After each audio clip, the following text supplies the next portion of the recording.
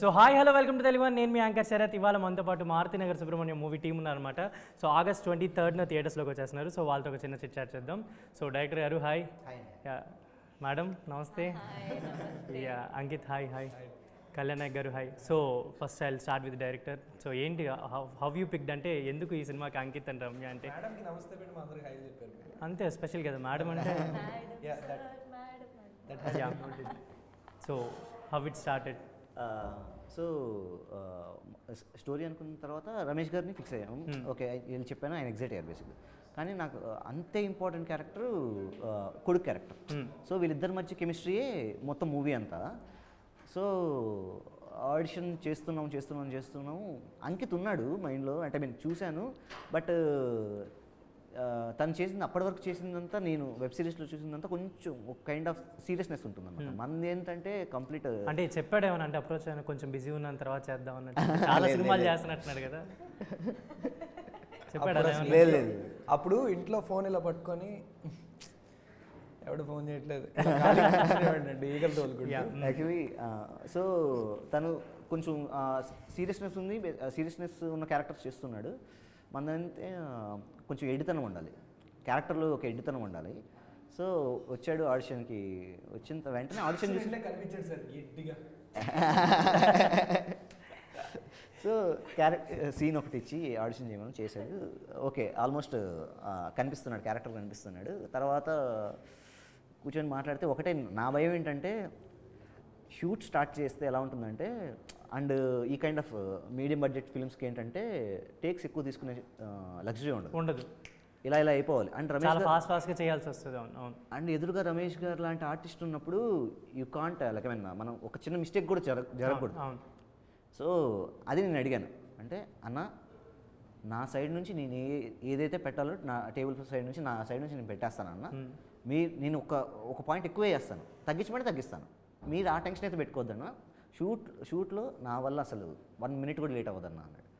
ఆ అష్యూరెన్స్తో ఇంకెళ్ళిపోయాను. So overall అంటే మీకు దొరికిన ఆర్టిస్టులు అందరు కానీ ఎవ్రీథింగ్ సెట్ అనిపించిందా అంటే చేసేటప్పుడు? అసలు ఈ సినిమా మీరు చూస్తే లక్ష్మణ్ కార్యాస్ ఫ్లిక్ అని ఉంటుంది. యాక్చువల్ లక్ష్మణ్ కార్య అంటే KARYA. ఒక లక్ష్మణ్ కార్యాస్ ఫ్లిక్లో మాత్రం నేను యాడ్ చేశాను, జస్ట్ యాడ్ చేశాను. నాకు ఎందుకంటే మొత్తం సినిమా అయిన తర్వాత నేను చూస్తే నేను చేసింది తక్కువ, ఆర్టిస్టులు చేసింది ఎక్కువ. నా క్యారెక్టర్స్ని లైవ్లోకి తీసుకొచ్చేసారు. ఆ ఫర్ ఆర్టిస్టులు అన్నమాట. ఇది మీకు డెబ్యూ ఫిలిమా? Second film. సో మేడం నమస్తే.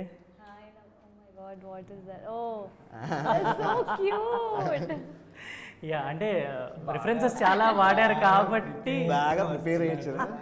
సో మేడం కోసం పూజలు చేసిన బెస్ట్ అనిపిస్తుంది. So nice. అసలు చూడగానే సాంగ్ విన్నప్పటి నుంచి నిజంగా ఒక ఎక్కడి నుంచి వచ్చిందిరా మేడం అన్నట్టు ఎవ్రీవన్. నన్ను చాలామంది అడిగారు తెలుసా, ఈ అమ్మాయి ఎవరు అని చాలామంది అడిగారు. కలిస్తే ఒకసారి చెప్పు మాకు కూడా, మమ్మల్ని అడిగామని చెప్పమని చెప్పారు. So to your fans hi చెప్పండి ఒకసారి. Hi guys. నిజంగా చెప్తున్నా, ఏంటి ఇంత ఈ కైండ్లో ఉంది రెస్పాన్స్. యూ నో కదా మీ టీం మొత్తానికి తెలిసిన సాంగ్ వచ్చిన తర్వాత తనకి ఎలా రెస్పాన్స్ వచ్చిందని. Hi guys. Wow super. So ఏంటి అంటే ఎలా స్టార్ట్ అయింది? How you are into this project? One day like I got a call that I have to give audition for this movie and ellanu and you are in that time కూర్గ్లో ఉన్నారు? ఎక్కడ ఉన్నారు? ఎక్కడో ఉన్నారు మొత్తానికి. ఏదో ఉంటాను అక్కడిక్కడ తిరుగుతుంటాను. But yeah, so I gave the audition and sir really liked it and he said that I'll let you know అన్నారు. But I was waiting because I have my phone. Yeah, you can yeah. Very well carry on. సైలెంట్లో పెట్టేసి సరిపోతుంది. Yeah. So what was this? అదే ఎలా start అయిందని చెప్తున్నారు. Call వచ్చింది. Sir said I'll let you know. But like నాకు ఎలా ఉంటుందంటే ఏదైనా ప్రాజెక్ట్ గురించి కాల్ వస్తే I have to feel very excited. ఆ ఎక్సైట్మెంట్ లేనిది I just like I don't think about it or anything.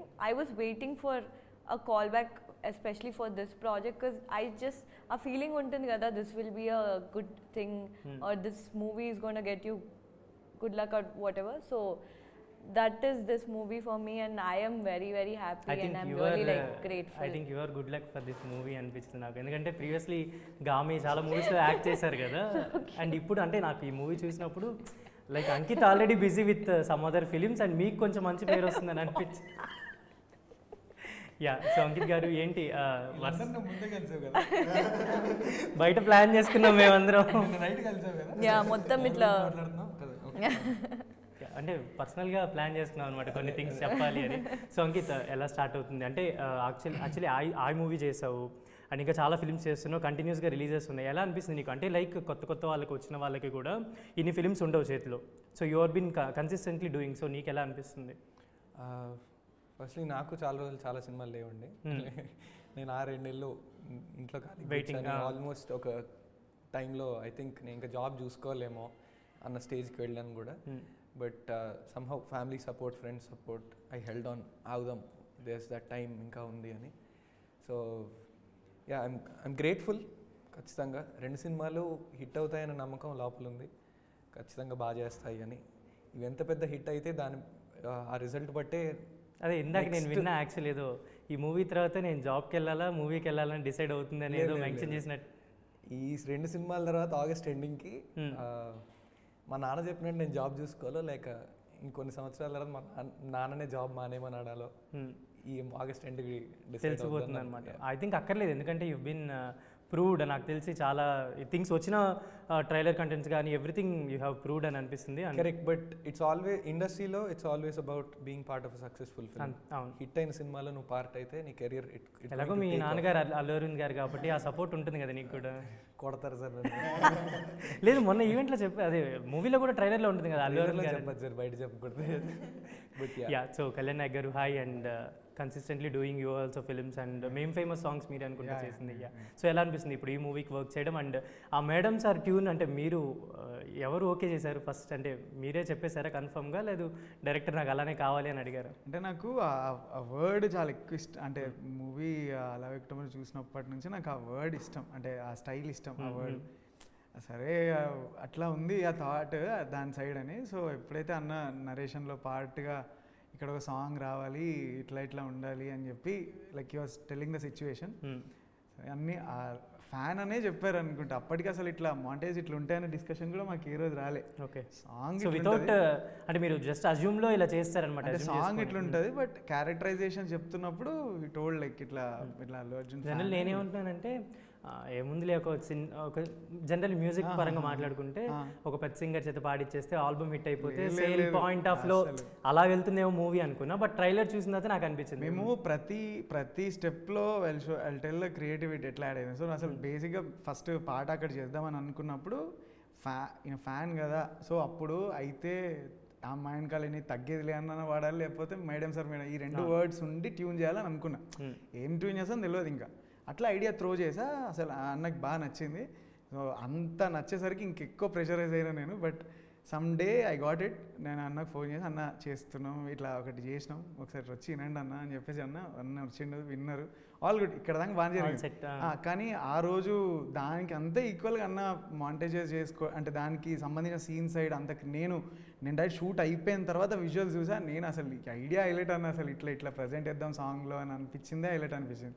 And we're coming to Sid Sriram garu. So ఆయన పెట్టుకుంటే ఇట్ అయితే అనే థాట్లో ఉంటే మాకు ట్యూన్ లెవెల్లోనే తెలుసు ఈ సాంగ్కి ఆ టోన్ అసలు సెట్ అవుతా లేదని భయంతో పోయినాం. So we made A song, మేము మస్తు కాన్ఫిడెంట్ ఉన్నాం, ఒక మంచి వాయిస్ వెళ్తే అక్కడికి వెళ్తుంది ఆ మౌస్ క్లిక్ వరకే. సో అందులో మ్యాటర్ లేకపోతే సగం పాటకే అవుట్ అయిపోతారు అందరు. సో అంతే, దట్స్ వాట్ ఇట్స్.